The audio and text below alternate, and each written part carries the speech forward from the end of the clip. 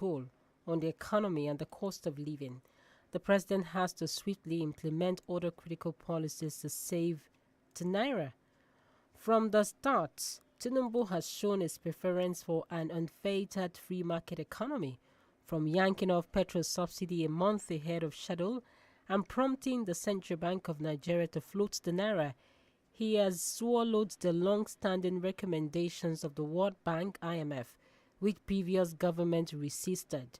Stock shocks have followed instantly. Petrol price jumped to 500 naira per litre from 198 naira per litre, while the value of the naira nosedived and is inching towards the 830 naira per dollar mark.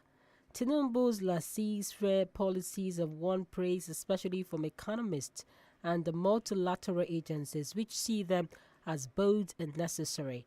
Apparently, however, Tinubu and the optimists are disconnected from the harsh realities. Emerging evidence shows that the administration neither made preparations nor undertook a thorough diagnosis of the existing conditions in the economy. And of course, we'll look at this further. And it's also coming up, this particular article, which is called from the Punch newspaper editorial of yesterday. And of course, it also came up with some sort of a way out.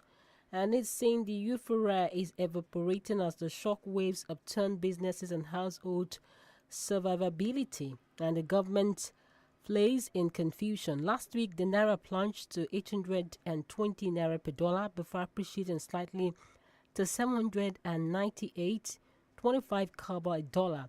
By Monday, as the distorted market forces manifest worse, petrol prices shot up to 590 naira to 620 naira per litre on Tuesday and are set to rise even higher on the back of volatile crude prices and currency exchanges. And that is the downturn challenges. And of course, those are some of the things the editorial board of the Punch newspaper of yesterday actually came up with in this particular write-up. And it's also hoping that drastic measures will be taken by the Tinubu government to look at all of these instances and address this dilly-dallying when it comes to the outlook of the market, especially within the international sphere. And we're hoping that the government will also take a cue from this particular article written by the editorial board of the Punch newspaper. Of course, I also wanted us to look at the conclusion, and the editorial board says Tinubu should stop the corrupt maintenance of the refineries and sell them off immediately to competent foreign and local investors. The government should remove the obstacles to export at the ports and undertake infrastructure development. Nigeria should stop borrowing for consumption. The $800 million World Bank loan earmarked for palliatives is another national folly, another source of self-enrichment for a few. That's according to the editorial board of the Punch newspaper. Such funding will be better channeled to MSMEs. The government should raise money by privatizing the 4 public refineries, the Ajakutu Steel Complex, and operations at the airports and seaports. Tinubu should revive the presidential executive orders on the ease of doing business and make them work rather than increase taxes. Government should simplify the tax system, make them work rather than increase taxes. Government should simplify order system. The FCT and the 774 local government must become separate economic units. States should revive cocoa, groundnut, and palm oil production, rice, beans, cassava, mining in their respective domains. Above all, Tinubu should stop shooting from the hip, announcing policies without prior rigorous planning and preparation. And of course, the editorial board is very instructive here, and I think it makes a lot of sense coming up with the realities of our economies today and how much more we've been dealing with the instances of inflation. The program is The Podium. It's great to have you join us again this wonderful Saturday morning. I hope that you're not catching the weather. It's been pretty very wet. We're hoping that we'll live above the weather. Whatever it is, I don't know how you are managing out there, but I know, as a matter of fact, that many Nigerians are trying as much as possible to grapple with the reality.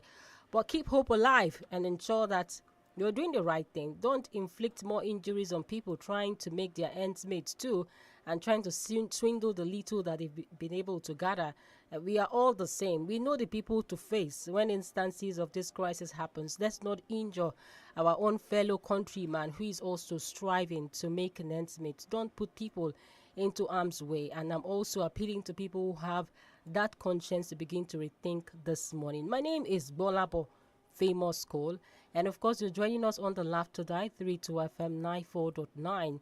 And our panelists already seated this morning. And of course, you do know that there have been a lot of issues happening in Nigeria. We'll start off with the ministerial list. Let's talk a little bit about the ministerial list. We're having names like Wike showing up in this particular list and El-Rufai. But quickly, let me introduce you to the panelists this morning. We have Barrister Yomi Ogunlola live with us in the studios. Good morning, Barrister.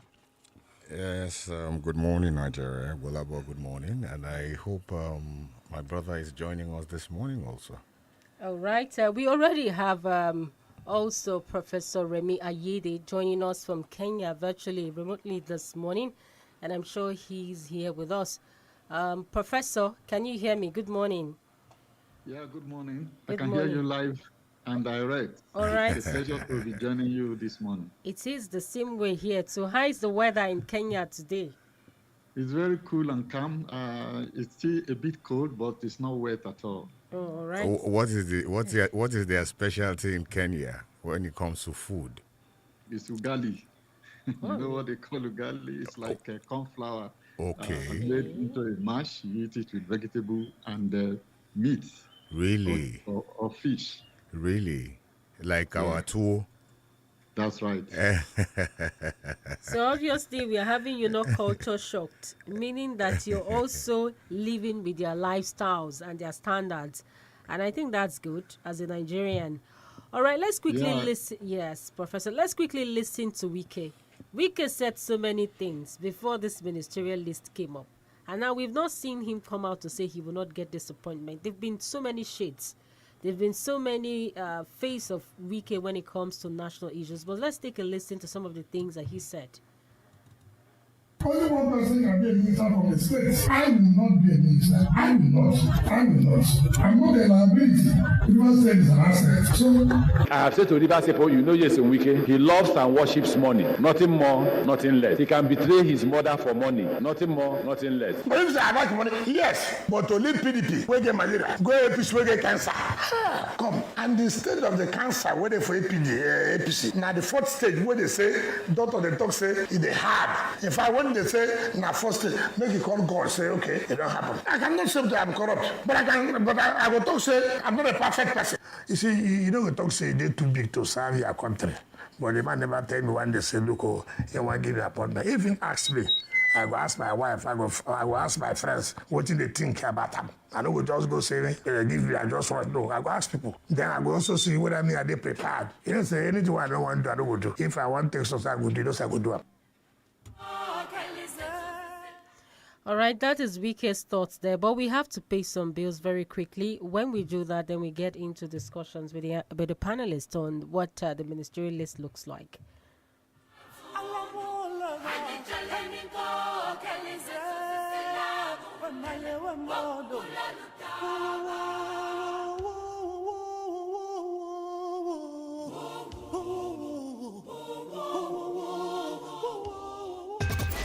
FM 94.9.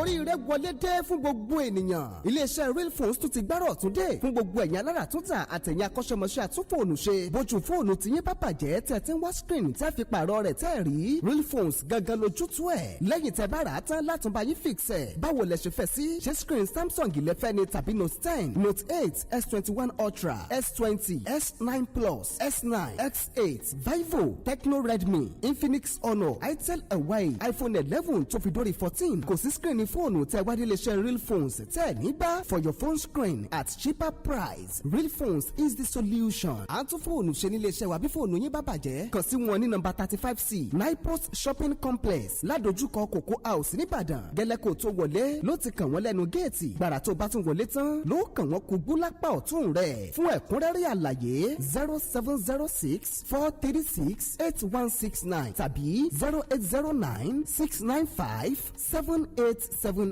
Real phones, fún ojúlówó screen fóònù tó lálòpẹ́. iṣẹ́ àgbẹ̀ níṣẹ́ ilé wa. iṣẹ́ àgbẹ̀ níṣẹ́ àwọn baba wa lóòótọ́ àmọ́ lóde ìsẹ̀yìn ìlú ti yí orin ti chẹ́ǹjì.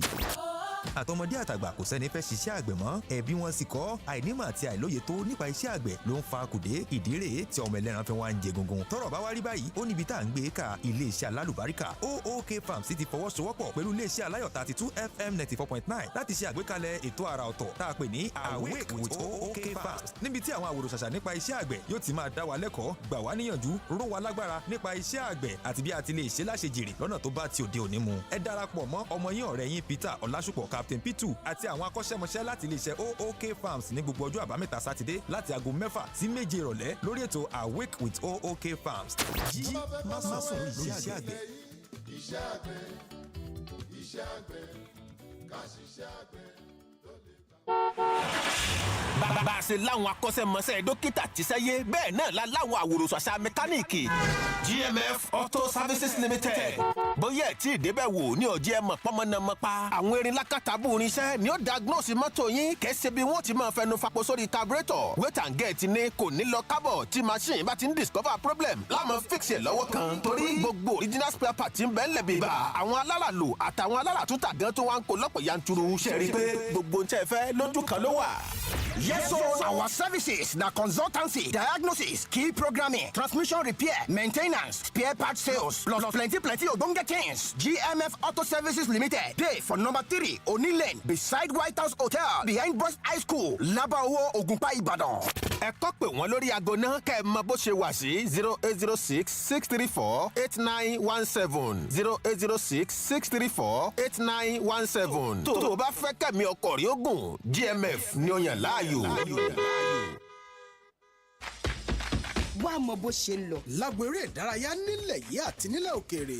ẹ máa gbọ́ Sporting Crystal àtàwọn olùkú rẹ̀. láago 5 sí 6 àrọ̀lẹ́ lójoojúmọ́. àtàgò 1 sí 3 ọ̀sán lọ́jọ́ àbámẹ́ta. ẹ gbọ́dọ̀ míì sí ẹ. ege. You're listening to 32 FM 94.9.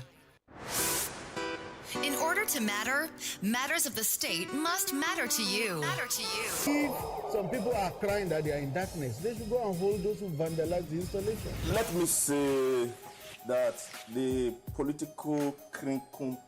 Stay tuned to politics on 32 FM 94.9.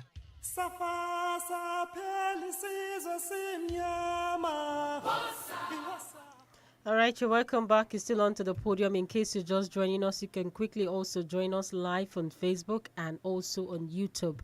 And of course, you know that this is 32 FM 94.9, the laughter dial. And we are looking at the ministry. We listened to Wiki and, of course, what he said before his appointment. Now he's been announced as one of the ministers alongside the likes of Rufai, Dele Alake, and a host of others. But then let me start off with Barrister very quickly this morning. What do we make of Wike's different shades? He appears to have different type of position when it comes to issues of national interest. And of course, we've seen his posture against the APC government in the time past. Are we going to see that somehow he lobbied his way to this list, or it just happened by fate that he's on this list? He hasn't come out to say that he doesn't even want the appointment. Well, you know, we have often said this, that Nigerian politicians are mostly bereft of integrity. Right. Especially so that the political parties themselves are bereft of ideology. They're not guided by ideology. They're not guided by principles, you know, that one would have expected would underscore, you know, the activities of the political parties. So it really is no surprise, you know, that Wike emerged as one of the nominees. I think it is compensation for work done. Not even merit here. No. I doubt if it has anything to do with merit. I think it is compensation for his contributions to the emergence of Bola Ahmed Tinubu as the president. Okay, let's also get the opinion of Prof here. Prof, what do we make out of what Wike has been saying? He appears to be speaking from different side of his mouth. I On the contrary, I don't think so. I think that it must have been part of the negotiation for him to support Asiwaju's presidency during that election. And for me, I don't think we should look at merit and compensation as contradictory. Because if you're a politician and you mobilize your people to support a candidate, it is legitimate for you to be rewarded. And when you also know that Wike has been a minister before, the question of whether he has the capacity to be a minister is a little bit tricky. I think from a governor after 8 years as Rivers State governor, he said Rivers State has assets. So what is his business coming back to do with a ministerial position? It's not the only as governor on the list. Wow. These guys are in the corridors of power. They don't want to leave it. You understand? So it's part of that old guard of politicians. Otherwise, if you want to use that yardstick, you will find that there are many of them that we should say they should go home and rest. Interestingly, too, we are lucky that there are a lot of people in their 50s, in their mid-50s, who are also on the list. Otherwise, it's like the old guard with a very few, I think only one person below 40 or so. So I think it's business as usual. It's the typical Nigerian politician, and we shouldn't single Wike out. That's actually the point that I'm making, that it is the president that made this decision, and I think this is a purely political decision. I don't think it's something that Wike does not deserve. He has worked for it. Whether it's for the good of Nigeria is a different thing, because that's another level of considering the issue. But as far as it is, Wike worked for Asiwaju's presidency, and probably it is the ministerial slot that was negotiated at that point of agreement, because they actually really met to discuss his support in Lagos and in several other places.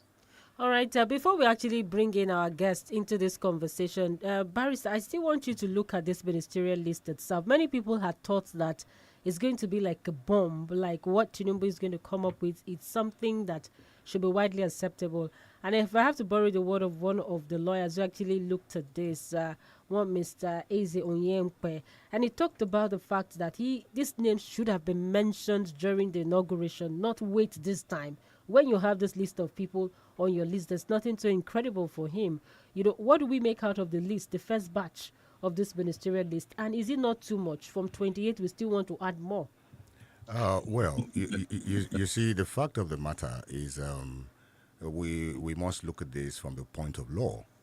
The law allows him a reasonable time within which to submit the list of his nominees for screening by Senate. And I don't think that law has been violated, So that's on the one hand.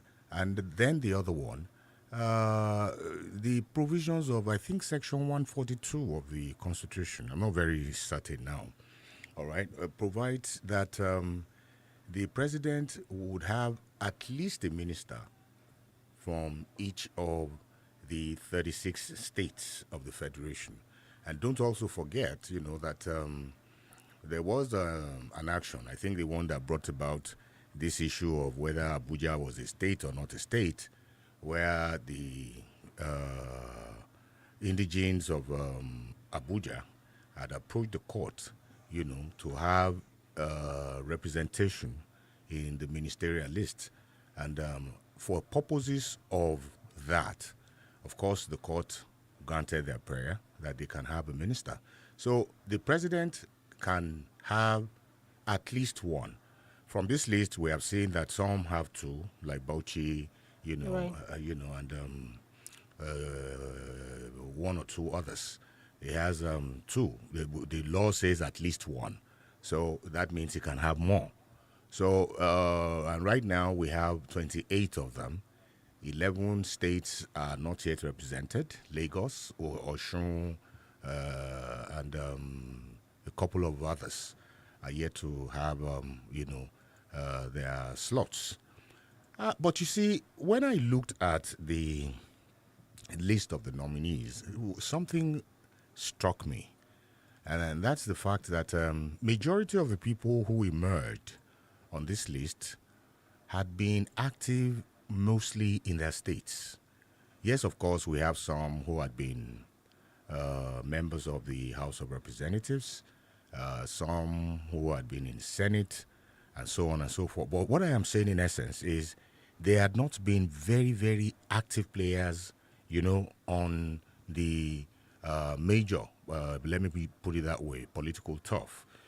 So if you look at people like, what's that gentleman's name? The number one man on the list is Tuga.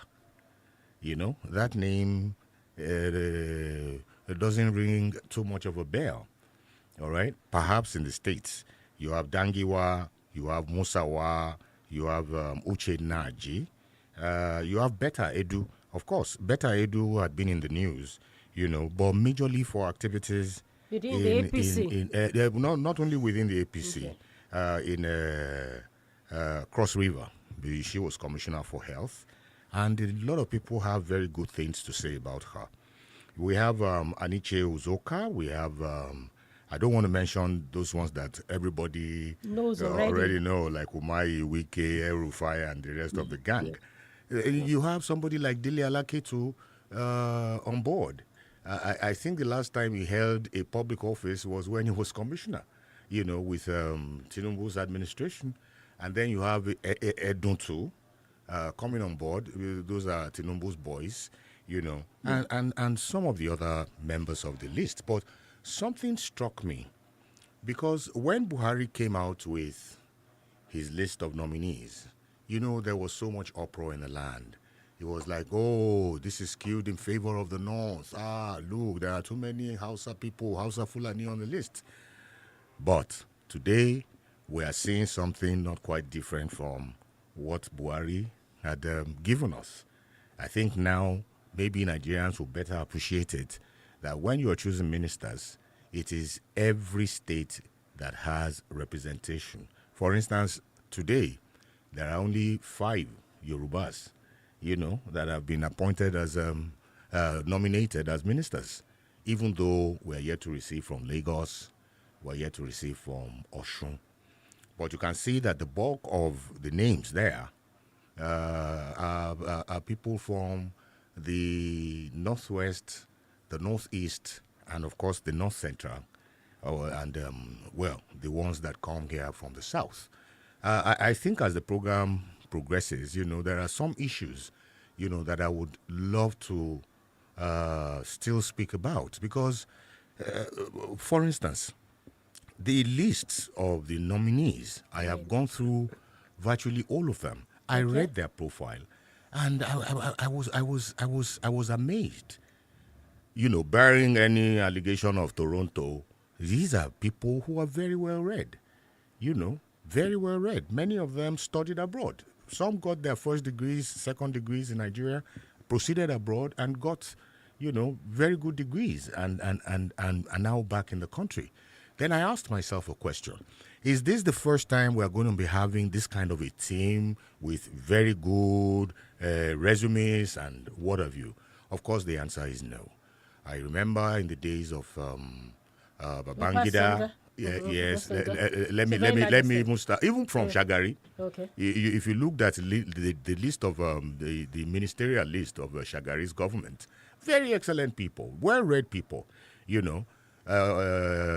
Babangida, forget that one. Now, real, he brought in the best of the cream, the cream de la cream. Obasanjo too. We had a very good number of nominees on his list, down to Yaradua, down to Goodluck Jonathan, and even Babagoslo.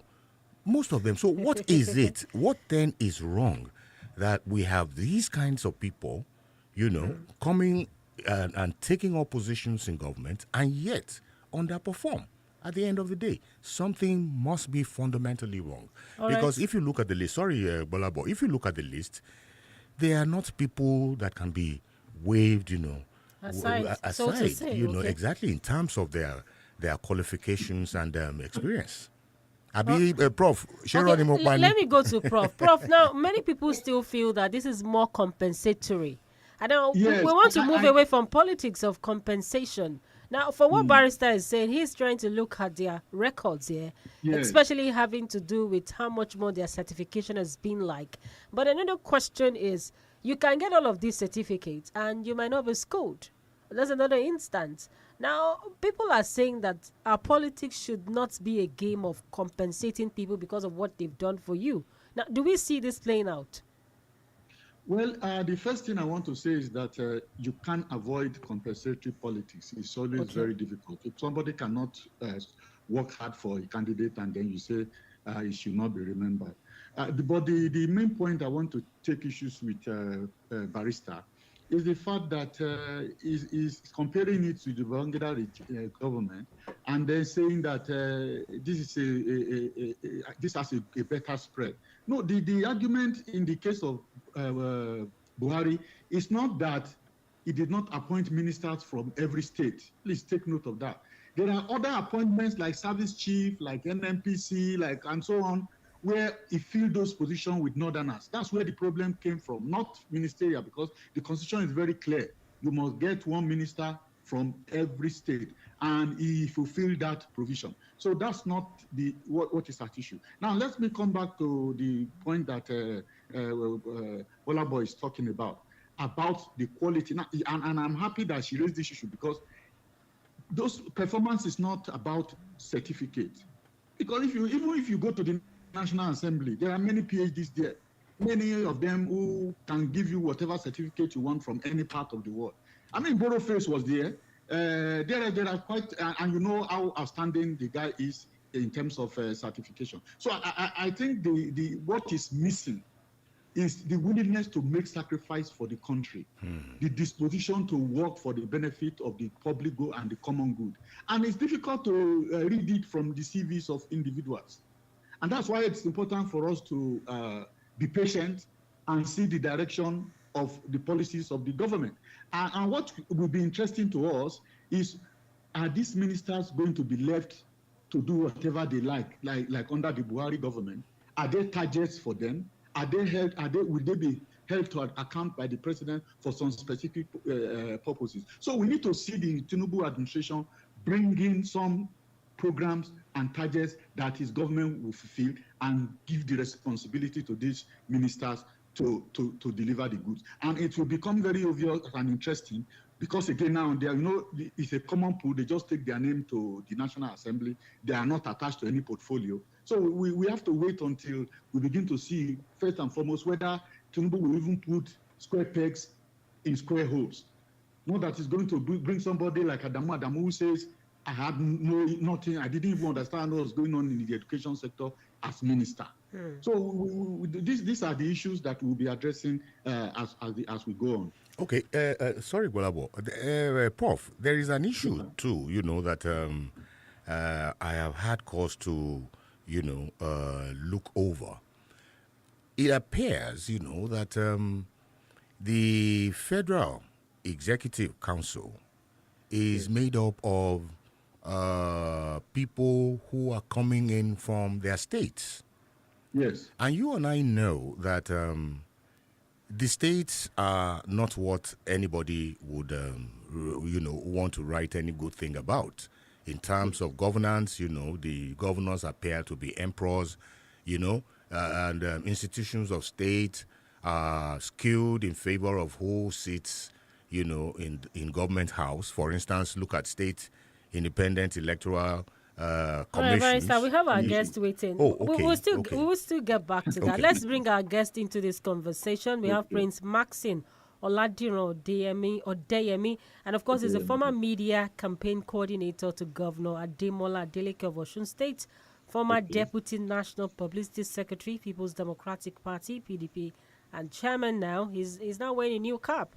Chairman, Governing Board, College of Technology, SRK. He's joining us live from Abuja this morning. Good morning, Mr. Diro Odeyemi.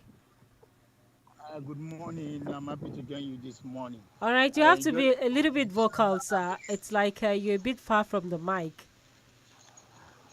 I said good morning. Okay. And, I said I've heard all the discussions and I really Yes, enjoyed we, the we contribution. want to bring you into the conversation, really. I know that on this seat that I'm seated, you were once like me at a point in time. You were a journalist too.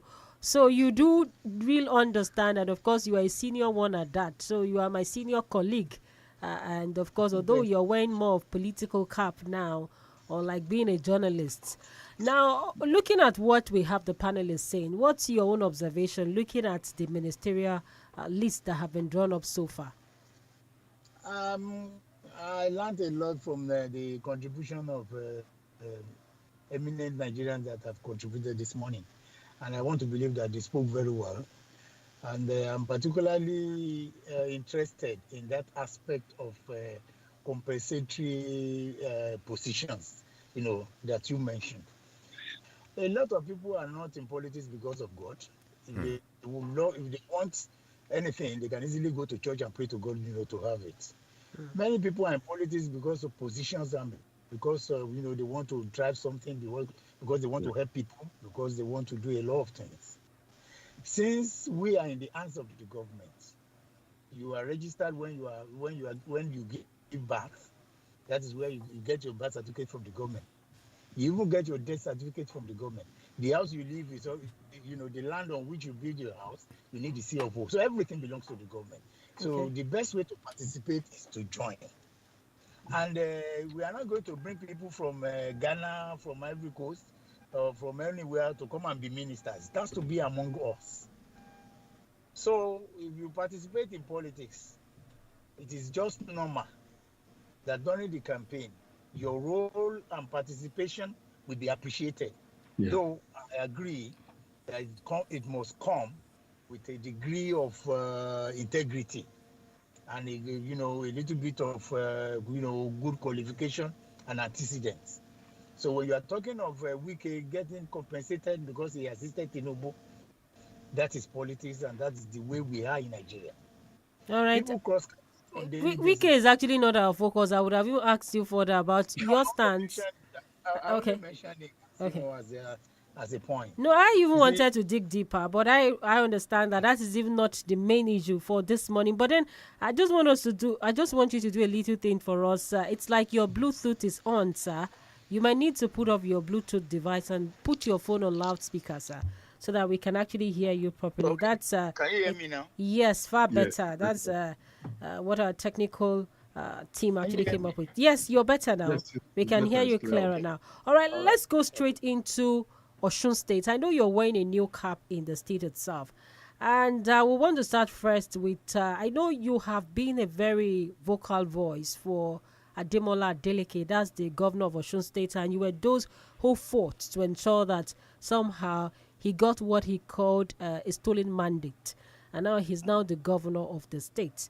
Now, there are a lot of issues around him and his personality. But then as trivial as this question may be, it's still a major thing within the political space. And now, is the dancing governor really wired for governance? From what we've been seeing, given that he has been dubbed by critics as being unserious here.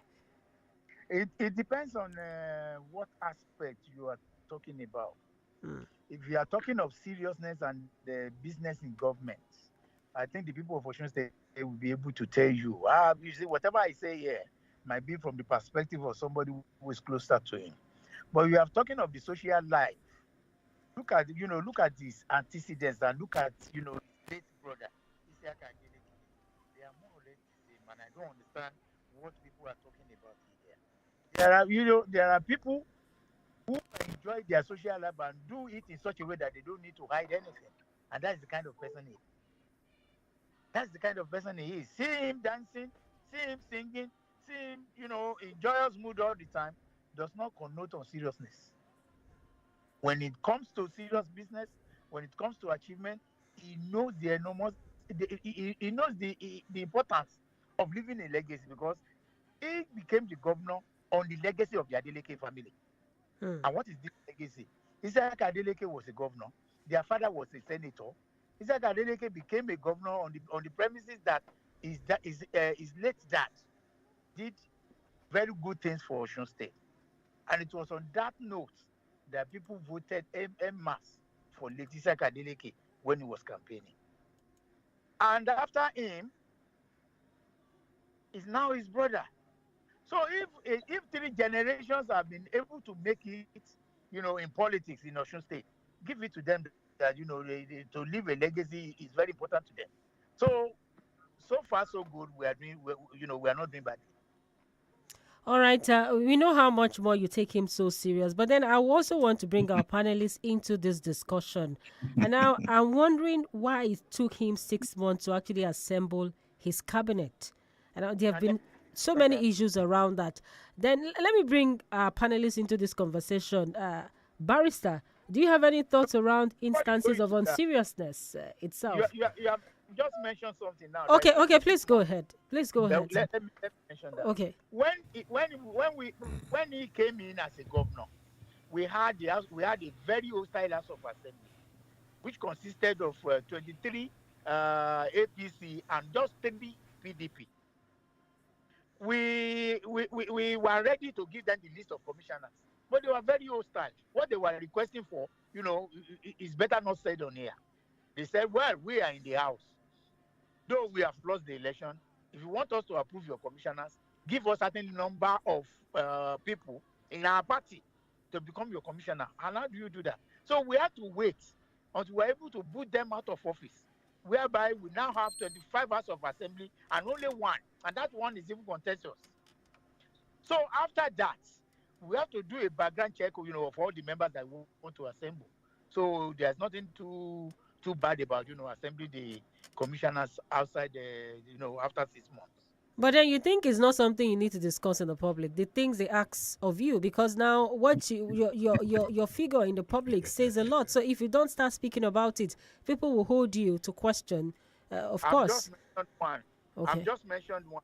They wanted inclusiveness because they were in the House, because they were in the majority. If you are presenting 18 commissioners, they want 8 out of it to be APC members. And we said, no, let us enjoy our victory and let our members be the commissioners. And, because of that, we are not ready because, this is the Constitution says they just must approve the commissioners. And if they say they are not ready, what do you do? When it come out to us, so we just have to play along and ensure that we do not even violate any of their laws so that they will not have cause to say they want to impeach the governor even after being sworn in. Because they were in the majority. And House of Assembly have the power to do whatever. All right, I will have to bring our panelists into this discussion. Let me start off with Barrister, but then we have to pay this bill.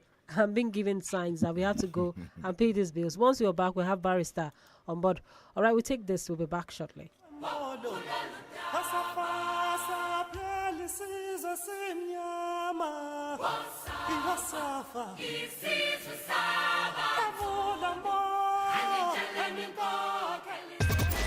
FM 94.9.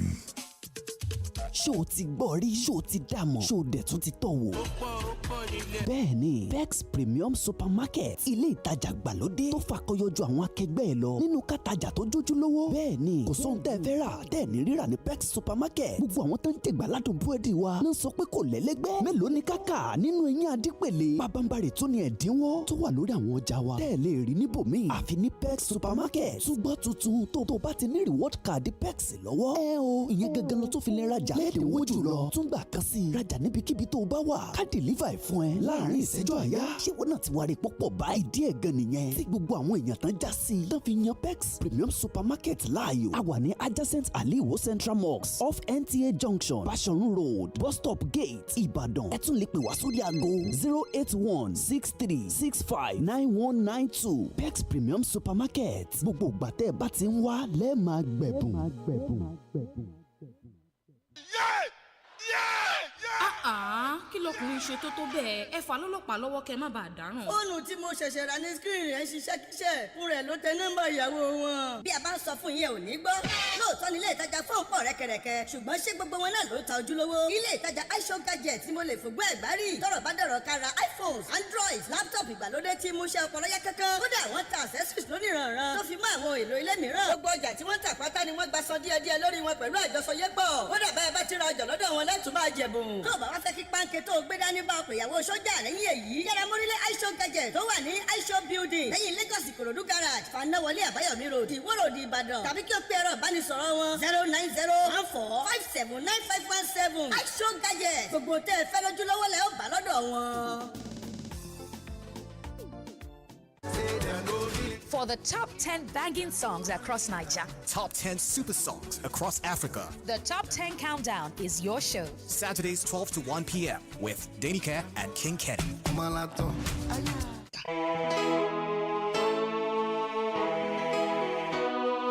tí wọ́n bá lo ráyéwá nítorí pé o lówó lọ́wọ́ tí wọ́n bá ń tàn ọ́ pọ̀ ráyéwá nítorí dúkìá tó pọ̀ tó ní ọkàn ò tí ì balẹ̀ pọ̀ ráyéwá àlàáfíà lògùn ọrọ̀ ṣáájú ara rẹ o ìlera sílẹ̀ mí gígùn gbogbo àrùn tí ń ṣe ẹ̀dá láyé náà kọ́ láyé fi ń ṣe ni bí dọ̀tí bá pọ̀ lára tí gbogbo ẹ́ńjìnì tásẹ̀dá dá bá ṣe bẹ́ẹ̀ tó kọsẹ́ má fòyà tó bá ṣe bí ẹni rárá tára rẹ ò ṣe déédéé pinnu lóòkàn àyà ara rẹ o Ventolin cleanser ní kò sẹ́mu agbanugbàde fọgẹ̀dẹ̀gẹ̀dẹ̀ ara dànù Ventolin jagunlabi panko pè ọ̀rẹ́ ara tọmọdé tàgbà tọkùnrin tóbìnrin ló lè lò ọ̀sọ́kùnrin sóbìnrin dòpépé Ventolin cleanser jẹ̀ṣe maradan bíi kóròsìn Ventolin cleanser kìkìdé gbòógì tí ò lọ́tínú la fi ṣe ó ti wà káàkiri ilé ìtajà ògùn jákèjádò ilẹ̀ Nàìjíríà a sì ń wá alágbàtà fún Ventolin cleanser pé nọ́mbà kò demand 08034051533 08034051533 iléeṣẹ́ ẹ̀mí one naturalist care ló ṣe Ventolin cleanser òun láyé tún lò.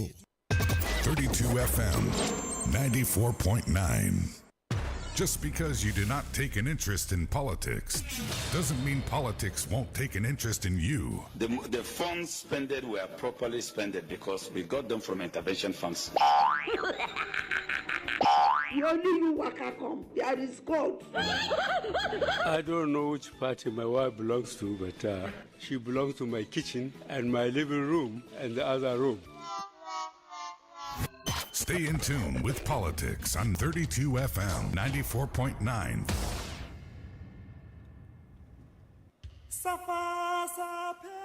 All right, you're welcome back. You're still on to the podium. In case you're just joining us, you can quickly jump on our socials. That's on Facebook, 32FM, 32FM 949 Ibadan on Facebook and also on YouTube. Now we still have Mr. Diro Odeyemi joining us live from virtually from Abuja. And of course, we're actually having the conversation about the state of Osun and how serious and how ready the government of Osun is for governance. All right, Barrister.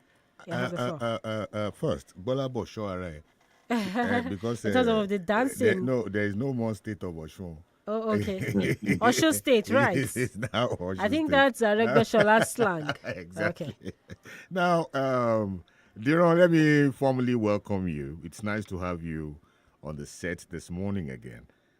And please permit me to go back to the question raised by Gbolabo earlier about the seriousness or otherwise of this governor. I don't want to call him dancing governor. I think that is a pastime that should not be a reason to write him off. Exactly. Two issues came into the space recently that tended to show Governor Adeleke in the description given by Gbolabo earlier about the seriousness or otherwise. Exactly. Now, one is about Senator Bashiru and what happened at the Eid prayer ground. Some believe that the governor unnecessarily heated up the polity, with that mild drama. And then the other one is about his nominating himself as the Commissioner for Works, So I want you to address these two issues. Okay. The first one on the issue of Bashir. It's very unfortunate that, not many people got the true perspective of what happened. But what I want to tell you is that Bashiru wants to create sin. He wanted to create sin and possibly make a story out of the issue. Because, after the election, when he was defeated, we knew what he was saying and we knew what he was up to. And what really happened at the prayer ground was that there was a specific place given to the governor when he comes. but reserved by the protocol officers. Bashiru came and intentionally sat there. And the protocol people were telling him that you have to move sideways because the governor will stay here. And he was more or less telling them, the governor is not so big. This place is too much for him. He can manage that place. This place is for him. We have been here before him. We have been praying here before him. He should go and pray in Ede. Those were the words coming out from his mouth. All the politicians around who are supporters of the governor. Of course, Bashiru too has his own people there. So it became so rowdy. It was in the middle of that the governor came. And when the governor came, his supporters and the supporters of Bashiru were already raising voice. And his presence, you never can underrate what people can do because they want to impress him. Sacrifice. Yeah. That is politics. And as the number one governor, whatever happens there becomes, a story. And he was not ready for anybody to pick a story out of that. And he said, well, rather than ask Bashiru to leave this place for me, or rather than even sit beside him, let me go and pray elsewhere so that, their peace can return. And that was exactly what he did. But sorry, Diron, there's also this issue about it. Because I have always seen Governor Adeleke in white garments. I never knew he was a Muslim. Or is he a Chrislam hub? Let me explain that. His dad happens to be the Balogun Muslimi of Osun State. Okay. And his mom owns a church. So there was this freedom in their house. Choose whatever religion you want. So he follows his dad, and his dad took him to Muslim grammar school in Ede. He follows his dad to the mosque. While the sister and the brothers followed their mom to churches. And there was this rivalry, the way he put it when he was younger. The mom will try to bribe the other children to follow her to the church. And because he wanted to benefit from what the mother is giving orders, so he will now follow the mom to church again on Sunday. And because of that freedom, he now understands both religion. But he decided to stick to the Muslim. That's exactly what happened. He can quote Bible, can quote Quran. Okay, on the issue of his nomination as the commissioner of works. Oh, okay. Let me mention that. I want to believe that in his usual character of making joking with people. That was in the spirit of that he mentioned it. And as a matter of fact, we already have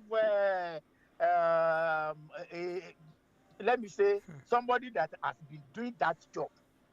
He only called that one special duties. He will join it with the commissioner, with the works department. And he has been doing that even before the announcement was made. And that is Dr. B.T. Salam.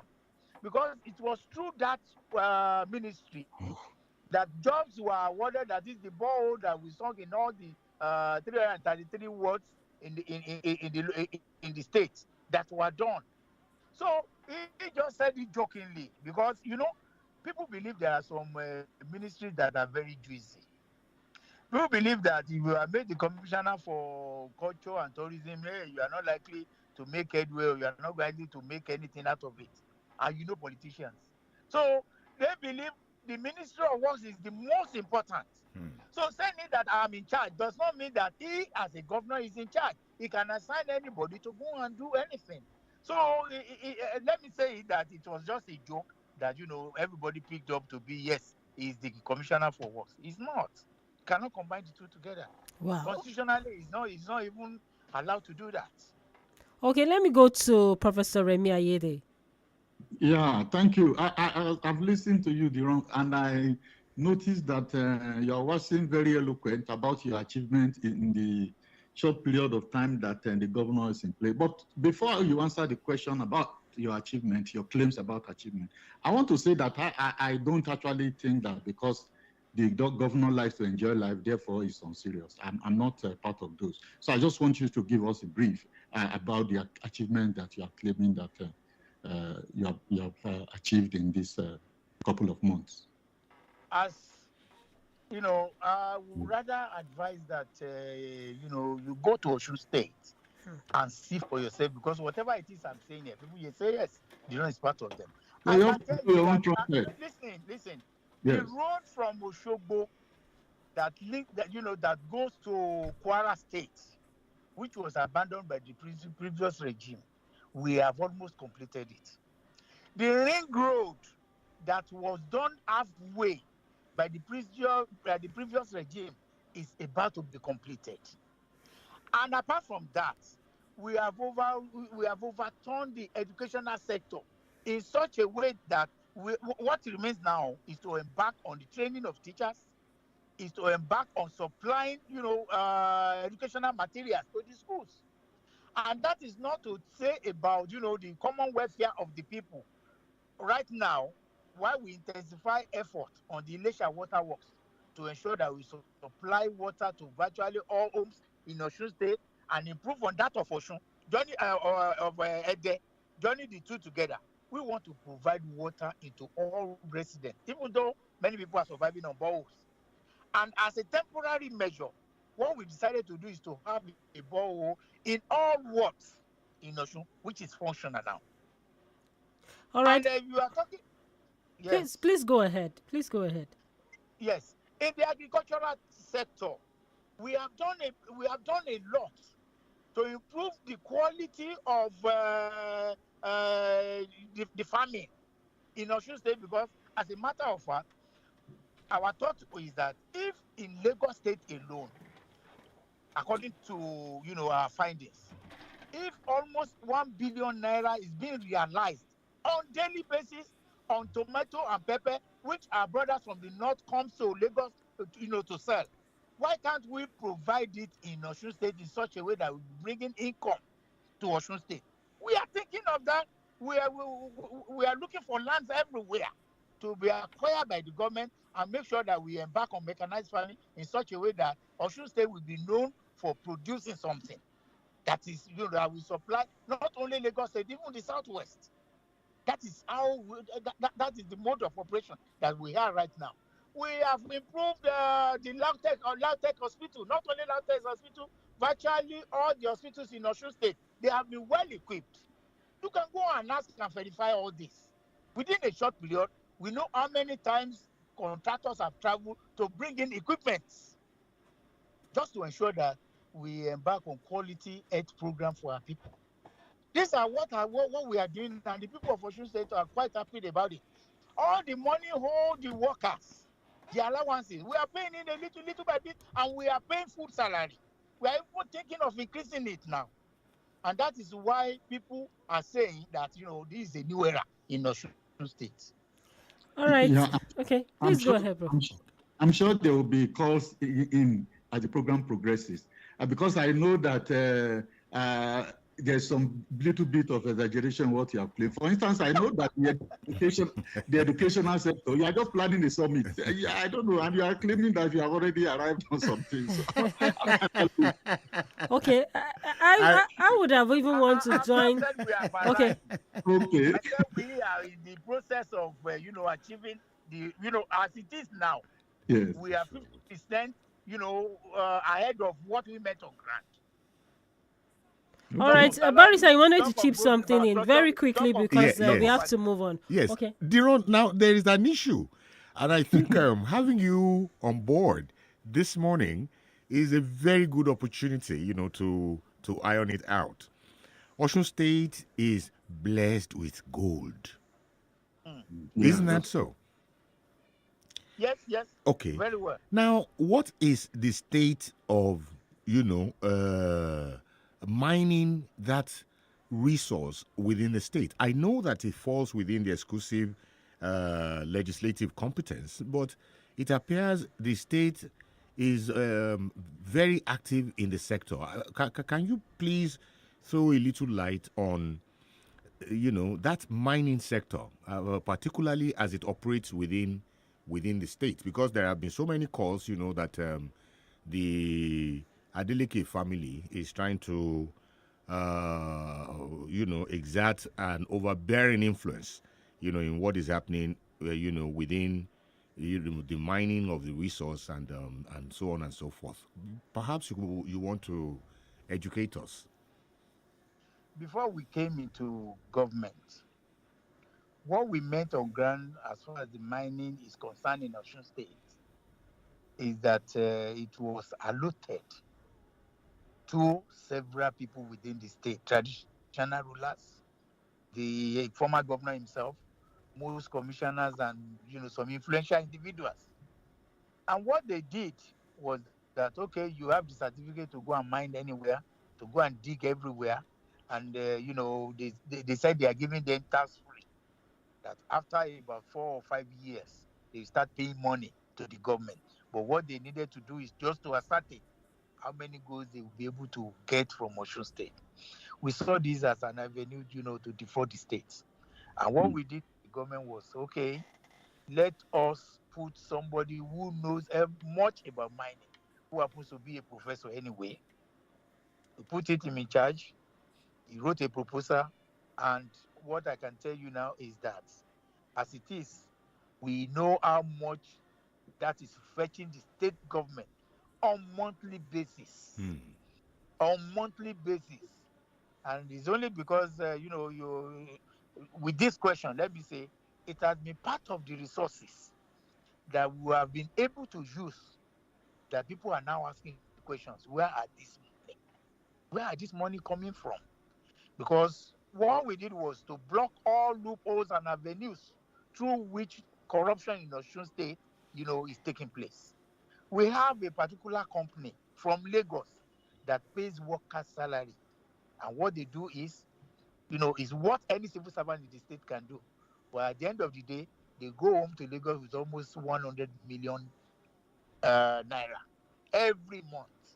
They call it, payment consultant or, virtual consultant or whatever. So what the governor did was to block all these loopholes, including the sector mining. And what we now have is more than enough, that, we are using to execute some of these programs. And that is why the people have been asking questions. Where are this money coming from?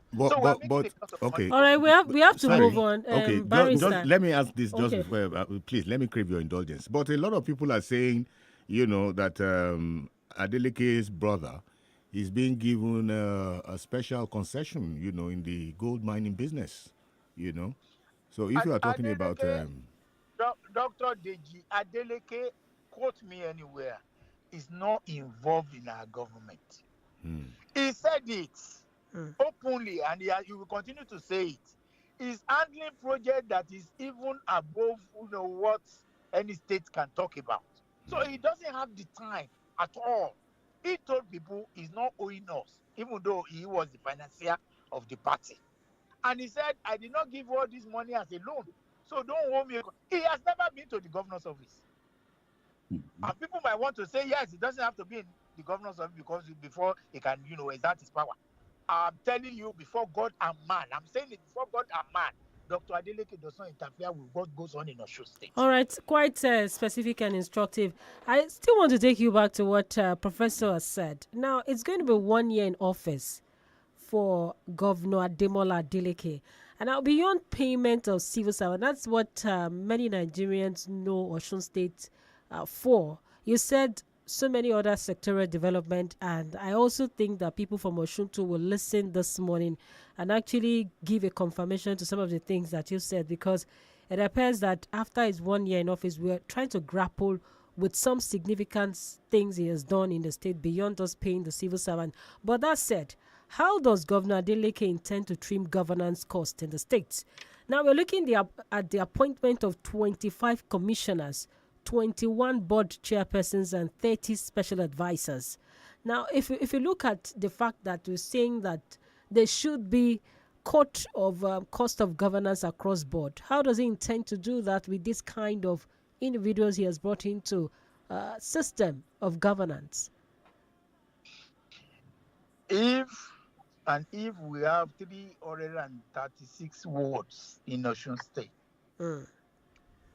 if we have, let me say, 31 local governments in Osun State, the number you have just quoted are just minute when it comes to governance. In civilized country, let me use London as an example. What is the IGR of Osun State to start off with? What is Osun State producing to actually have this bloated number of people working for it. Because if I could quote Tinubu at a point in time, Tinubu said it's even richer than the state. Now, what is the state producing for it to have this kind of number of individuals who are appointed to do what in specific terms? The individuals you are talking about, I'm just giving you an instance. Okay. In civilized countries, police are recruited based on the population they have. That is one policeman to 100 people. We are talking of governance here. You are talking of IGL. If we are not capable, if we don't have the money to pay, if we don't have the resources, we will not go beyond our limit to appoint these people. And what does it take? How much is the salary? The salary is specified in the terms of employment. For instance, I'm the chairman of the Government Council of Zaoke Polytechnic. My salary is 200,000 naira. So what are we talking about when you say Mr. Dino, what is the IGRO of the state? What is the internally generated revenue of Osun State? What is Osun producing? And you know the state is in debt. Exactly. So how does the state intends to cut cost of governance with all of these appointments? You see, as I'm talking to you right now, I've just wrote out what we have been able to achieve. Okay. I'm just telling you that government is running. We are not owing workers. We are paying as against what operated before we came into office. So what are we talking about over-bloated cabinet?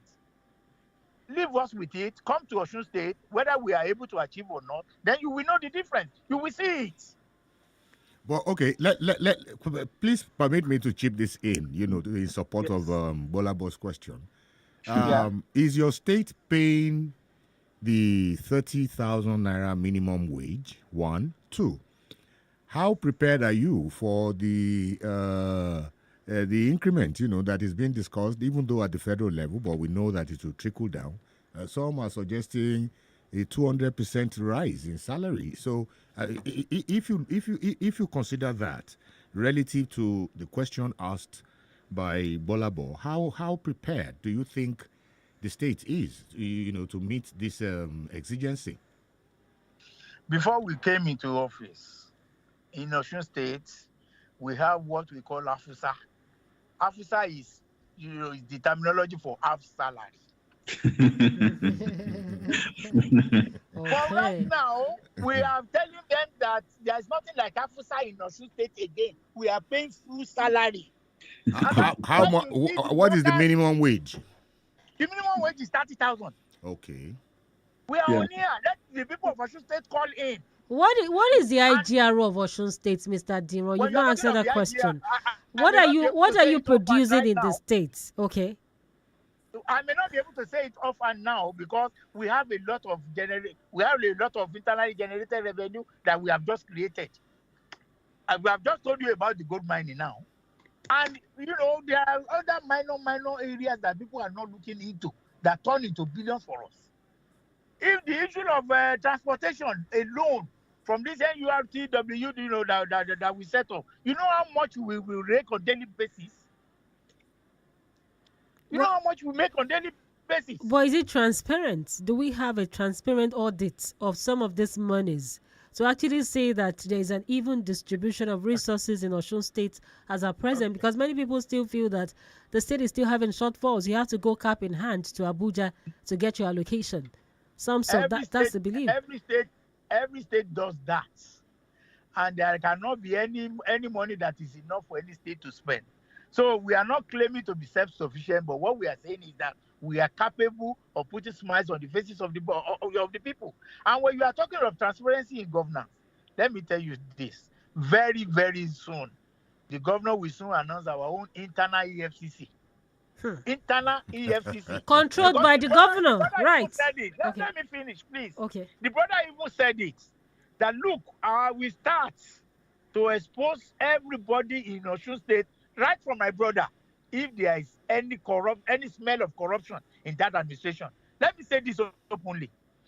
Each governor are entitled to what we call security votes, which run into several millions of naira. The instruction is this security vote must be put back into government. So Governor Adeleke is not receiving any security vote allowance. Why is that so? Why is that so? He puts that money back into government, and that is part of the money we are using to pay workers. How much is the money? Because it's over 500 million. Okay. It's over 500 million. Ask anybody. Okay, so if he's not receiving that, if he's putting that back into the system, unlike other governors who have been silent about it, when you are talking of corruption, please rule it out of Osun State. Okay, let me bring Professor Remi Ayede, into this conversation. Professor Remi Ayede, it's like you have a thought around this before we actually move forward, before going to Barrister and, of course, moving forward with other issues. Yes, actually, it's been very engaging, and then we are put, to the task because, a lot of revelations are coming out. Yeah, well, because again, you are just referring to commitments that have been made, and the bottom line will be when we start hearing from the Osun State people, or how they are going to react to that. I mentioned briefly about the debt situation in Osun State, which is actually a major challenge for the government. And you have not responded to it. Are you saying, have you rescheduled the debts, or Osun State have... You see, all these debts are taken from the source. We don't have right over them to reschedule anything or to say anything about it. And as a matter of policy, what we decided to do is to continue with where we met it, where APC left it. The only area we touched was where our money was going out unnecessarily, the area of corruption. But when it comes to governance, where they stop the road, we continue from there. And they are even accusing us of not achieving anything because we are taking over, what they did. We are not concerned about that. Governance is continuing. So if you are now saying because you abandoned a road and we completed it, it's not our job, we say thank you. That's no problem. The people of the state, we compensate us with their votes again when we come out. So as regards the debt, yes, the debts are being paid as scheduled. It's ongoing. But whatever it is that remains after blocking all the corrupt avenues and adding more money or generating our own money, we are satisfied, at least for now. All right, let me go back to... Okay, Prof. If that there's no corruption in government, how can you then be talking about setting up an anti-corruption? I think there's a lot of ways still going on and a lot of corruption going on. Setting up anti-corruption in Osun State is just to ensure that nothing goes wrong. It's just to ensure that whoever is caught, we have a panel to face. It has got nothing to do with, it's not that corruption is happening right now. It's just a cautionary measure. Okay. Let me go to Barrister. Okay. Do you know? Okay. Do you know? Let me take you up on that too. On this your corruption claim. Yeah. Corruption is lack of integrity or honesty, or use of a position of trust for dishonest gain. Exactly. Good. Yeah. Now, recently, a lot of people have been complaining about, the so-called commissioner nominees, that the governor brought in quite a sizable number of his family members, into the fold. They're almost going to about 5 of them. Is this not another form of corruption? If it is true. Which, can you please, you see, there is one Adeleke, which people believe is a member of Adeleke family, which is not so. Is from Oshogbo. And the other Adeleke, who happens to be the wife of the late governor, is from Oshogbo. That he married late Adeleke does not becloud the fact that she is a strong politician, a very strong one. We knew what she did, during the campaign. And apart from that, she has the educational qualification. You now say because she was the wife of a late former governor, or because we will now overlook our activities during the campaign, our financial contribution to the party, our educational qualification, and what she could brought to Osun State with her connection in Abuja. And there's also a young man. There's also a young man who. For appointment. No, let us. We are in this country where one of the governors made his son a commissioner. We are in this country when he made his wife a commissioner. So are you saying the family members that Governor Adeleke has brought on board are not up to 5? There is this allegation of a young chap, probably this, according to the report, he just finished this National Youth Service, and you know. That's a complete lie. He just did not finish his NYC. He finished his NYC almost 5 years ago. Okay. He's one of the directors. Who is that one? What is his name again? I've forgotten his name. Is he the son of Adeleke, the brother or the nephew? Yes, or... He's the son. Yeah, he's the son of the late Adeleke. Okay, so he brought in the son, he brought in the wife. The son is a board member. Oh, he's a board chairman. Okay. The wife is a commissioner. Isn't that corruption?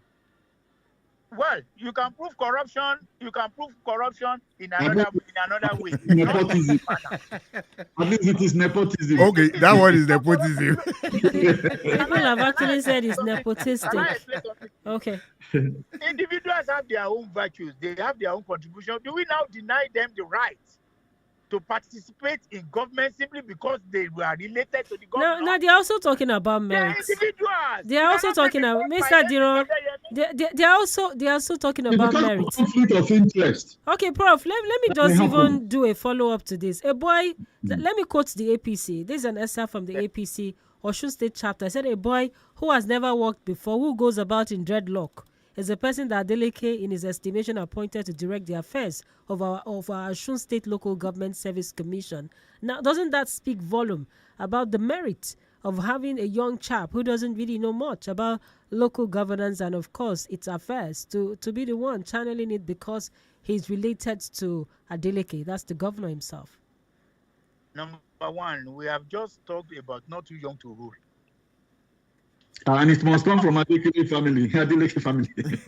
I'm coming to that. I am coming to okay, that. not to trivialize it, but then we are trying to make sense out of this. Okay. Then the issue of dreadlock is just too myopic as far as I'm concerned. My son played football in abroad, and he does different hairstyles. What the hairstyle you do does not becloud what you have in your brain. The boy they are talking about made first class. Okay. From the university. So what are we talking about? Is it wrong to engage? Aregbesola's son, Kabiru, was the one behind the appointment. And we know what happened to it. It was the major contractor. It was the one that produced appointment. People were not talking about that. So what is wrong in engaging? Mr. Diro, we'll come back to this issue. We have to pay some bills. We'll be back very shortly. You're listening to 32 FM 94.9. For the top 10 banging songs across Nigeria, Top 10 super songs across Africa. the Top 10 Countdown is your show. Saturdays 12 to 1 p.m. with Danica and King Kenny.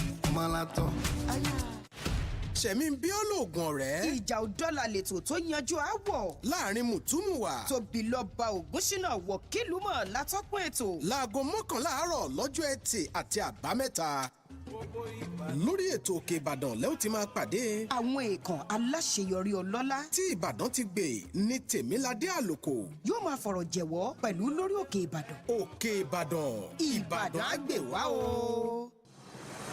Àṣepamọ́ kan ò sí. Kedere ni gbogbo ẹ̀ lójú Adẹ́dà. Ẹgbẹ́ láyé àṣàmú sórí ètò nǹkan ìkọ̀kọ̀. Láago 10 àbọ̀ àṣálẹ́ ní gbogbo ọjọ́ Àbámẹ́ta Sátidé. Àṣírí ìkọ̀kọ̀ kedere ni lójú Adẹ́dà.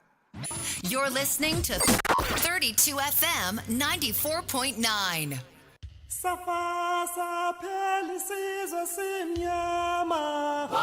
Iwasafa. Isizo saba. Kavula mo. Anichaleni ko kelize. Welcome back. You're still on to the podium on 32 FM 94.9. And of course, our guest so far has been Mr. Diron Odeyemi. Of course, his handling is when a new cap now. He's not a board member, a governing board member of a governing council. Yes, chairman. Yes, I'm sorry, chairman of a governing council here in Osun State, and of course we've been engaging him on developments around Osun State. He's a former national deputy. National Publicity Secretary, Deputy National Publicity Secretary, People's Democratic Party, and Chairman Governing Board, College of Technology, Eshauke. And he's also the former media campaign coordinator to Governor Ademola Adeleke of Osun State. And of course, his name is Prince Oladiro Odeyemi. Before we go on, we went on that particular break. You were actually giving clarifications to some of the news that are making the rounds, especially on the socials and, of course, in the dailies that we have nepotism playing out in Osun State by Governor Adeleke in terms of bringing in his close family members to occupy positions. And you talked about not too young to run, which is now an act in Nigeria. But then Prof actually chipped in something very critical. Must it be from the family of the governor if you're saying you want to bring young lads to actually work in the government? And now you were also talking about the physique, the physical appearance. Now, what is the merit? You said he has first class. How much more does many Nigerians understand this because he still has Adeleke at the back of his name? Well, everybody to their own opinion. Not yeah. And if you see anything wrong there, that is your opinion. Opinion will always be divided. The people he has appointed, they have parents too. They have fathers too. From their father, they are son or daughters of not a known people. Does not mean that the son and daughters of no people cannot occupy position. Yeah, in as much as he has not breached any constitutional provision in appointing people, I think we are good to go. All right, let's quickly look at the sack of Osun State Polytechnic's rector. That's Dr. Tajuddin Odetayo. We'll open the phone lines very soon because it's already buzzing. But before we do that, we actually wanted to take this ASAP. Once we can take that, I would actually refer back to the ASAP. Now, the sack of the Osun State Polytechnic rector, that's Dr. Tajuddin Odetayo, has stirred a lot of controversies after the governor replaced him with an indigene of Ede, where he comes from. The complaining lecturer has said Governor Adeleke acted arbitrarily here by not following the guidelines of the institution in the appointment of the school's rector. He's also been accused of nepotism, like we talked about the choice of appointment. Now, for that of the Osun State Ire Polytechnic itself, they are saying, as a matter of fact, that they are laid down rules. Why did the governor decide to breach these rules and bring in somebody that is not even in the hierarchy? They are saying that the hierarchy of people who could have been, there's a deputy rector. And now he didn't consider all of that, that even this man that he has brought to replace Dr. Tajuddin is actually not on the line at all. He's still a far junior. Now, hasn't it created problem for the educational sector that you're talking about, that there's a lot of achievement, especially coming from that sector in the state? It is very wrong to use the yardstick of what happened in Ire to measure the educational sector in Osun State. We are talking of an incident there. It has got nothing to do with, the general performance of the educational sector, except if you want to, be biased about what I've just said. Having said that, whatever happened at that polytechnic, the government is bound to make mistakes about procedures and issues, and such mistake will be corrected. And we have at the expense of the classes of the students. Now the polytechnic have been shut. Exams have been put to halt. Well, and you think that is just a mistake? How many days is this? One day of academic not being in class is a lot for a student. You see, it doesn't really matter. You see, the time they are going to have their holiday, we are going to readjust the timetable. It doesn't take anything away. No, sir, sorry, Gbolabo, please let me crave your indulgence, because what Diron just said now, caught me somewhere. Diron, you admit that the governor was wrong. Yes, that's actually the important point that I see there. Exactly. That he admitted that there was a mistake and he was be wrong. corrected. If you have so admitted, what are you doing to correct it? That is exactly that's the point exactly I'm trying to make. Nobody is infallible and nobody knows it all. Absolutely. We are not claiming to know everything as far as governance is concerned. If we have made mistake on that, we are on the verge of correcting whatever that has been the mistake when it was pointed out. So that does not mean that, the governor, should now be killed over that or should now be seen as unserious or whatever. Anybody can make mistake at any point in time. We are under. Yeah, we are what happened is political mixed with the with the reality on ground, and we are going to correct whatever it is. Well, I think yes, for how many days, for how many weeks, then my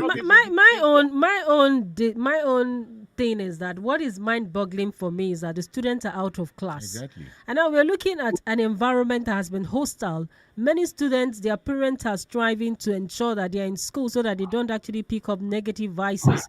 Now, many of them have actually cried to say, please don't shut our schools. We're writing exams. And because they have like a majority of the union is coming together and saying academic must stop, academics can't go on in this kind of situation.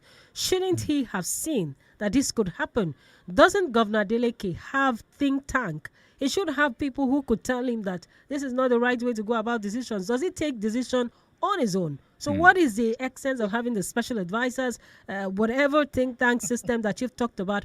What is their essence? What are they doing? You are talking as if you are a complete expert even in your field. Okay. There are some decisions whereby it is fail. good. You see, the hallmark of a good leader is to see that a mistake has been made and to be back. But some mistakes are costly, and this one is costly. No, do you know? Whether you like it or not, it's costly. This is a costly mistake. Yes. Now, do you know? Please let me come in here. Because this is a very, very fundamental issue. We have seen it playing out even at the federal level. For instance, you had the issue of the 8,000 naira per family for 12 million families. That was reversed. Now, doesn't this tells something? The inadequacy of government. Because if you say government, I think what Gbolabo was actually trying to say is this. Is consultation not supposed to go before decisions are taken? Especially going by the decision of the Supreme Court in the case that was brought by Kaduna State and others against the Attorney General of the Federation and the others, where the court held that certain stakeholders must first be consulted on issues, before decisions are made. So why should somebody just go out and take a decision only to go back and start thinking? Shouldn't thinking come before decisions are made? Okay, can I tell you something? Whatever is done in Osun State today, the governor is believed to have done it because everything stops on his table.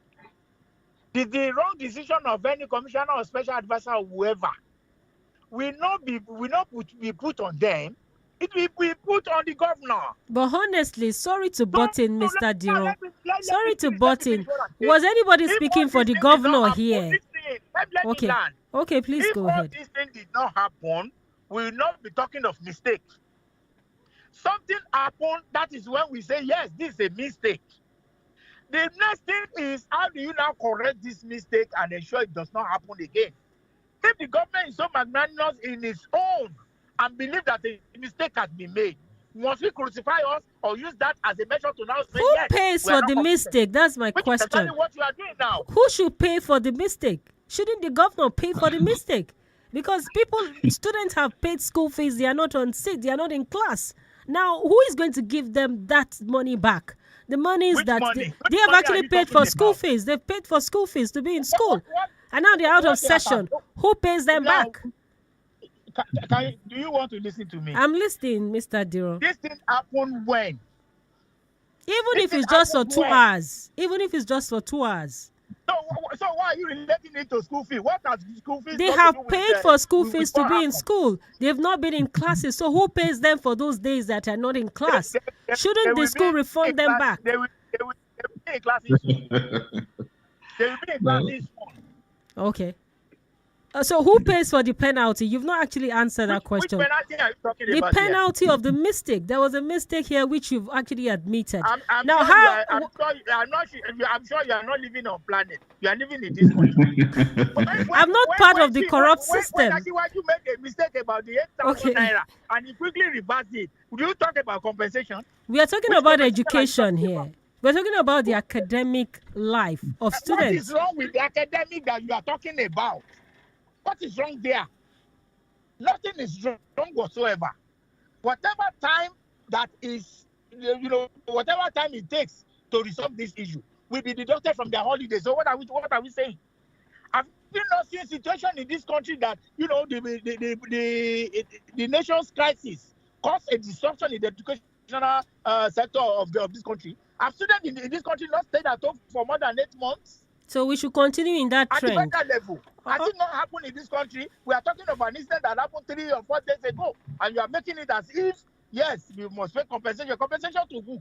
Calm down, Mr. Jerome. What? So what is the way forward? Because the students are actually listening too. What is the way forward? How much more can Governor Adeleke buy back into their hearts? And also appeal, does he come up with a public apology to the school and the student? What is the way out? How does he get back to the school? Because already the academic have been distracted. We have issued a statement that the whole thing will be resolved. Nothing more than that. And the resolution is ongoing. Wait for the outcome. All right, Prof, do you have any thoughts along this line before we actually move on to other issues? Yes, I think that the governor has made a mistake and everybody makes a mistake. And I hope that they have learned from this. Because again, one could in fact spread the blame and say, is it the role of the student to determine who becomes rector? Well, they don't have to cause commotion within the school to address that kind of thing. So I think that I'm happy that the government admitted that they have made a mistake and that they would do something to rectify it. But I hope that their proposal, that when it comes out, will be would ensure that there's peace in the school, and that there will be no cause for another round of crisis that will cause further closure of the school. I hope that Ndiron would assist the government in ensuring that does not repeat itself again. That's what I would have to say on this. They need to act fast, resolve the issue, and return the students back to school. All right, let's contribution. That's exactly what is happening. All right, Mr. Jerome, we know you're on the other side now. So obviously, if you were a journalist, you would have done tougher than I did this morning. I know the role you played before you got into politics, and that's where we are going into your role in politics now. Now yes, we have to question him. I'm perfectly okay with it. Okay. We only need to agree that when a mistake is made, an apology is made, a resolution is going on, you don't have to crucify the governor for that. All right, you were recently appointed as the chairman of the governing board of the College of Technology at Shaoke, Osun State. Is that your own compensation? Don't forget, I was a special advisor to late Governor Alawa Akala, almost 12 years ago. And when I was special advisor, I knew my contribution, to governance and, to the state and to the party. It was after that I went to serve in Abuja as, the Deputy National Public Secretary.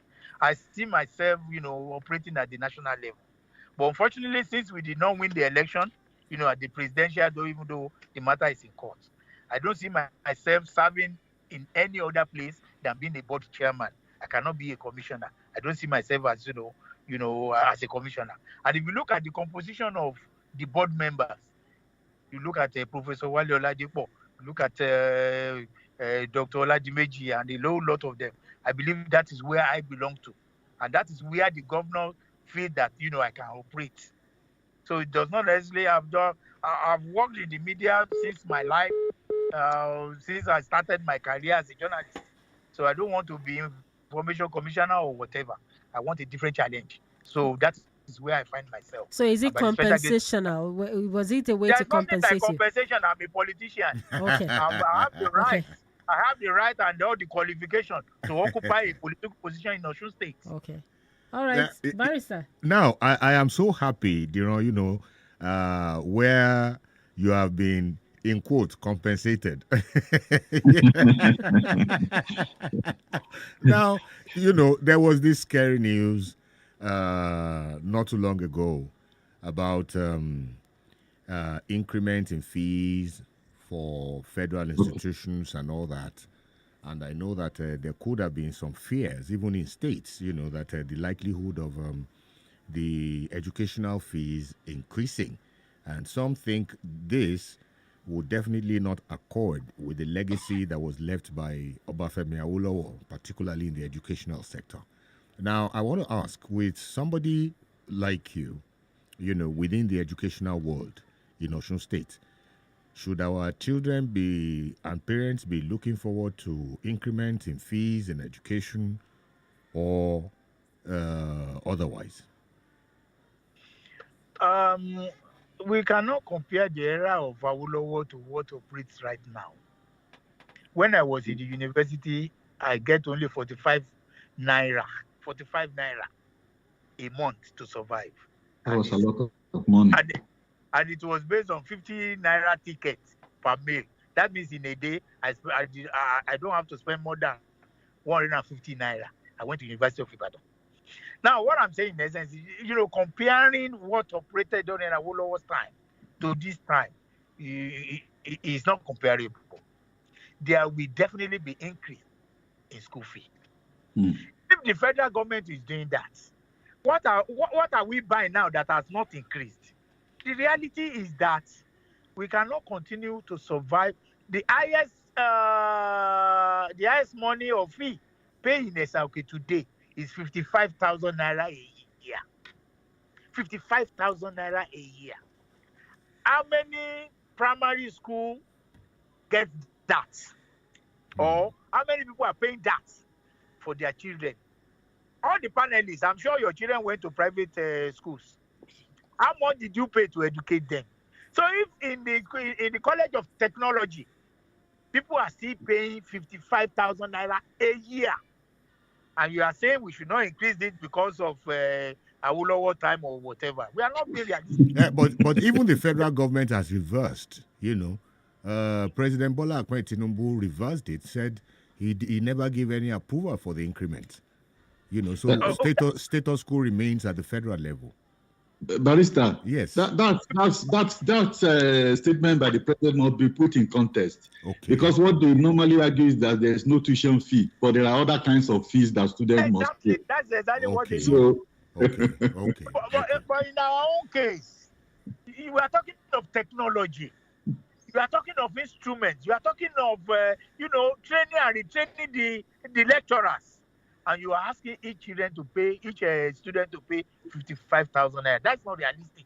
Definitely there will be increment, but we make sure that we do not do it in such a way that we will scare people out of school.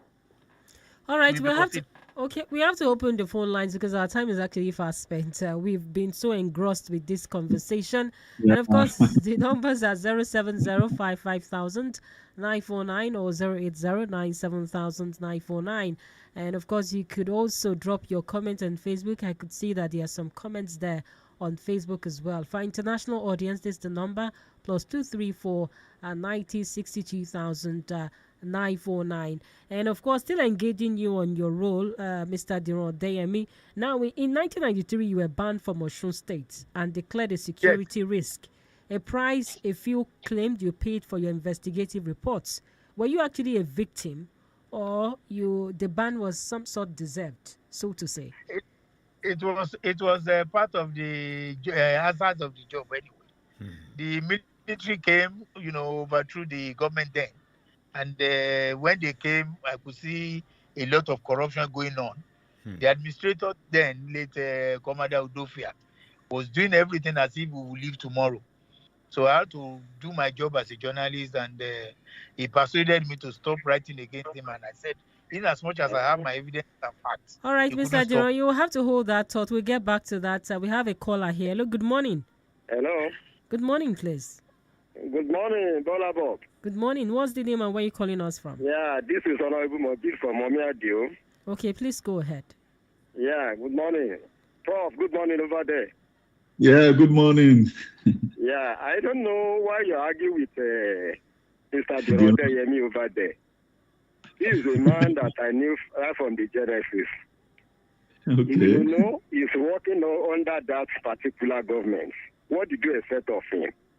That's he true. has to defend the man, and he has to defend his own job. So you don't need to argue with him. He knew what is happening. He knew the truth, but he would not say. Thank you. Good morning. All right. Thank God that Mr. Deroy is seated here. And of course, he heard that. Would that be true before you get back to what you were saying? Would you want to respond to that? Or we go ahead with what you were saying before? That's exactly what I'm saying. Okay. I've said my own truth. Whoever else has any contrary opinion can say it, rather than generalizing that. What do you expect me to do? I'm defending the government. I'm the image maker of the government. Do you expect me to now come here and say negative things? Okay, Over but what? When there are no admittance is negative what you're talking about. Bring your own negative things. I should be able to give you reason and excuse. All right. Okay, you were actually going on with a line of thoughts. Do we have a caller here? Okay. Yes, please go ahead. Yes, I was actually banned from the state by Commander Dofia. And what really happened was he called my publisher, Samamuka, that I could not guarantee my safety. Okay. That the soldiers were... Mr. Diro, I'm sorry to do this. We have another caller too. Hello, good morning. Okay, that's right. Hello, good morning, Gbolabo. Good morning. Morning, sir. This is John Olariwaju from Odupa. All right, please go ahead, John. Mr. said something just now about the school fee. That one thing on school fee paying 55,000 naira, and then you now justify it to the private school. There are some private schools that pay more than that. Does that mean because private schools are collecting more than that, you will now justify that federal government should increase its salary that will become a burden on the masses? We are talking about public school here. It's quite different from the private school. Don't you know that it's because of the failure of federal government, or let me say the government in general, they are causing the increment in the private schools? It is a duty of the government to make sure that they regulate the salary, the tuition and the school fees the private school will be charging. But the fact remains that because so many private schools, especially private universities, owned by some of these politicians, that's why they fail to regulate it. Are we supposed to see what we are seeing now? I think it is unjustifiable if you are saying that because some private schools are charging which amount, as a result of that, federal government will do the same thing. I think you need to talk to the government. Government is supposed to make life easier to the people. Even if we increase the school fees, what about the benefits that is on ground for the people so that the education will be conducive for them? Even when we are talking about Awolowo era, does that mean Awolowo era is supposed to be gone and we should be talking about increments here? I think that is not a good thing. Many of you people enjoy Awolowo, enjoy public education. Why are you putting problem on this generation? Thank you and good morning. All right, that's John Olariwaju there. Global economy has increased. What you buy in 1963 cannot take you anywhere in 2023. That's the reality. Except people don't want to. What about salaries? What about welfare? What about wages? People across the globe are not as terrible as that of Nigeria. So I agree with you. We are all in it together. We are in Nigeria. We have another caller. We have another caller, Mr. Diro. Hello, good morning, please. Good morning. Good morning. What's the name and where you're calling us from? All right, please go ahead. You people are not, how will I put it? As if you are not living in this world. The man is open enough. He's open enough. Adeleke or whoever is ruling has he done anything wrong? This is just 2 months. And everything he's trying to do right now, presently, is just to ease. Yes, the problem is luminous, very plenty. It's not what you can solve at once. But with the short period we see now, he has done something positive that we know is going to continue. If you have other reservations and what we think is we want him to do more, gladly open it up to him and see if he's going to work on it or not. This school issue or whatever is not good.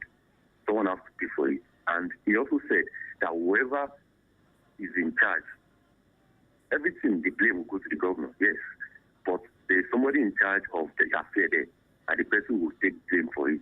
The school fees is not supposed to be that high or too expensive for students to So what is your point? Can you just wrap up your point so that we can actually My move point on? is, is trying far better than what we're experiencing. Okay. What has been happening. And you can push him more to do better, but don't, what's it called? All right. Don't tell me he's not doing well. And don't tell me he's not better. That's your own opinion. You can't actually load your opinion on other people's own. All right. Thank you so much for calling in. All right. Somebody is calling to say positive thing about. Yes, we do agree. We are not saying we didn't agree. You are replying. No. I needed to be sure because he was going off and on. No, all right, I think he was sounding. We've heard you loud and clear. No, do you know? Rather than corroborate what I'm saying, that I'm saying the truth. Yes. You are saying that is his own personal opinion. No, do you know? You know what? We should not discourage you. Yes, that's what I'm saying. That is exactly his opinion. No, you know what was happening? I think the man was sounding more like PDP. All right, we have a caller internationally. Mr. Diro, can we have a quorum? Can we have decorum? We actually have somebody speaking now. We have somebody all the way. Okay. Hello, good morning. Hello, good morning, Gbolabo. This is Mike. I'm calling from Wales in the United Kingdom. Okay, please go ahead. I think Mr. Diro might have maybe understood the Festus Keyamo. You know, Festus Keyamo, when you ask him questions, he just keep I didn't hear. trying to loud his voice, which I call shouting, in order for him to, escape the question that was being asked. And I think it's a slap on the faces of all the Yorubas if he can actually downgrade that education system by saying that some people in the federal sector stayed at home for 6 months. Even if you stayed at home for just a day, you cannot get a day back. I don't think Mr. Dion could get a day back. So let us ask him so that he will give us the secret of how those kids or those students in school will be able to get that day that they've lost. I think if a mistake is made, they should come out and accept it and compensate the children. Even if they take just one kobo, that one kobo, they didn't take it from the street of Oshobo, or neither they take it from the street of Ibadan. So people's life should be taken sacrosanct. So he shouldn't just come out there and be saying that compensation for what? Because can he get an hour back? He cannot. I think that is the slap, and I think every student in that state deserves an apology from him and from the government. Thank you. Thank you very much. I Let me hope just you heard summarize him. that for him. I'm not sure. Did you hear that, Mr. Duro? I didn't hear anything. All right, he's calling all the way from the UK, and of course, we actually have it bypassed somehow. He said the whole long and short of what he said is there must be compensation for this student. Just one day is a whole lot, and you cannot say that compensation shouldn't be there. What is the government going to do from UK? He called from Wales. UK, and yes, he called from Wales, and he compared you with Keyamo. Barrister. Keyamo. Oh Lord. You know. That you learned from him. But he was not particularly happy over the statement that you made. Compensate them for what? Because according to him, even a day is very, very costly in the students' academic calendar. So when you are talking of compensation, maybe I need to highlight something. What is the business of the students regarding the rector or issue? They are only being over enthusiastic or over serious about the whole thing. It's an academic that is something that should be. It's something that concerns the management of the school. They don't have any business doing with that. But the school was shut. Let me finish, please. Okay. It doesn't have to disrupt their education at all. They are not even concerned. They were not in the boardroom where all these things were taking place. But simply because of the name of the rector, maybe because they like him or whatever, they took to the streets and they wanted to start disrupting the school activities, and that was why it was closed. Under normal circumstances, they don't have any business with it. They should not be concerned. They should not be closing the school gates. It's not a student union something. It's not about the increment of the school fee. It's not any policy that is against them. It's about the head. And the head and the management can sort themselves out. But they got involved simply because perhaps it does happen at times. Students may not be prepared for exam, and they will look for another Mr. avenue to Duro, postpone. I actually listened to some of them. Not everybody were on the street. Some were crying that do not close the school and they want to write exams. I listened to some of them. So it would be unfair to generalize that all of them took to the streets. What compensation are we talking about now? For a day missing in class, they were not in class, and their parents paid. Some of them paid their school fees. So for that day, they're not. Are they going to give them back? No, I think we can see. I think we can see. Barrister. They were not supposed to go and close the school phase. It's not. They were not supposed to engage in any activism. It's a management issue. No, I think I get. Yes, I think I get the Ross drive. You know that yes, I made that point earlier. If the school was closed, maybe government did that to prevent, exactly. But thank God, we have learned our lessons from the error that was made. And but to me, the Gbolabo's concern is just on how soon, the normalcy the school will reopen. Will return to the school.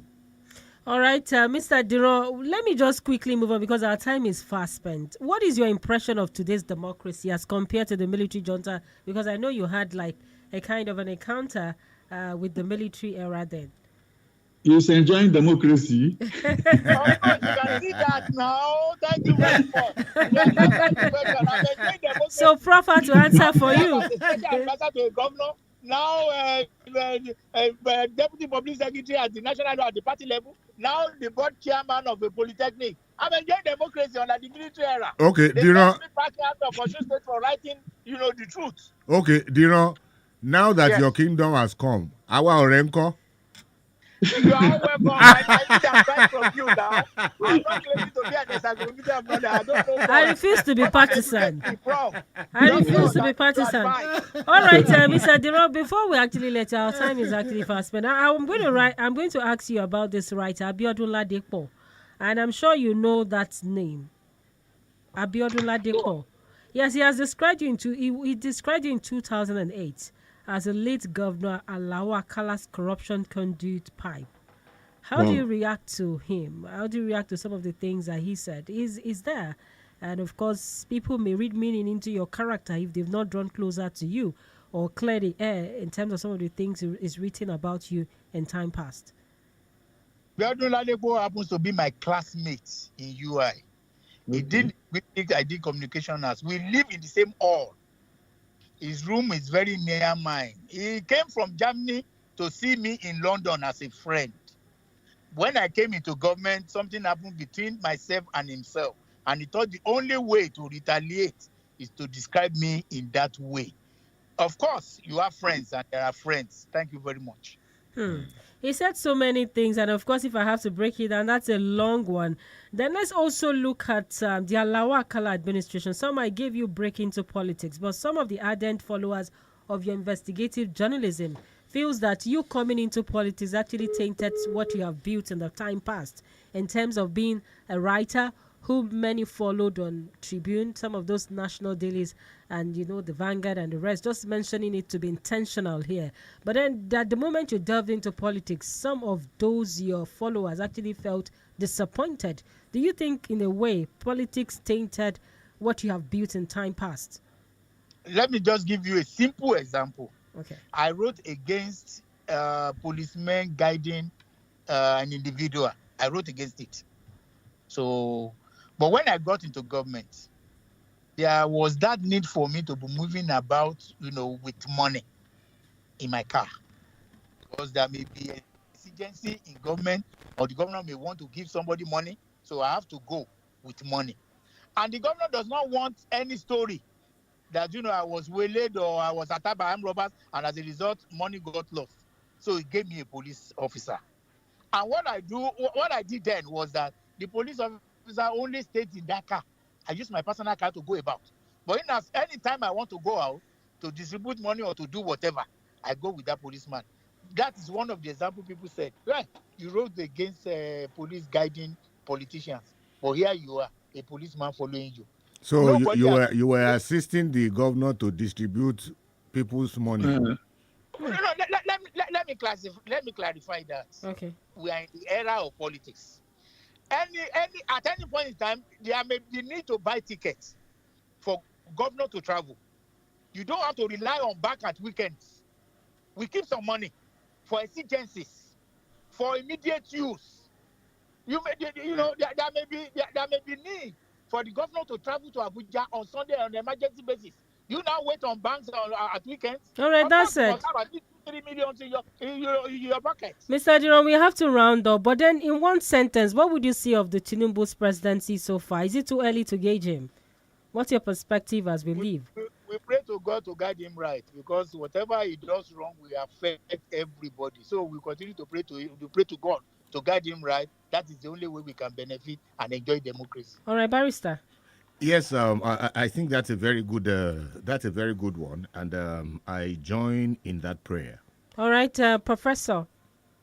I pray that their prayers may be answered. What a meticulous way of addressing the issue. He's been very meticulous with the choice of words.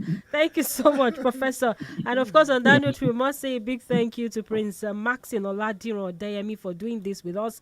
And to all our panelists, I say a big thank you. To all our listeners and viewers on socials, I also say thumbs up. Thank you so much for doing this with us this Saturday. Join us again next week for another interesting edition. My name is Gbolabo, famous call. Bye for now.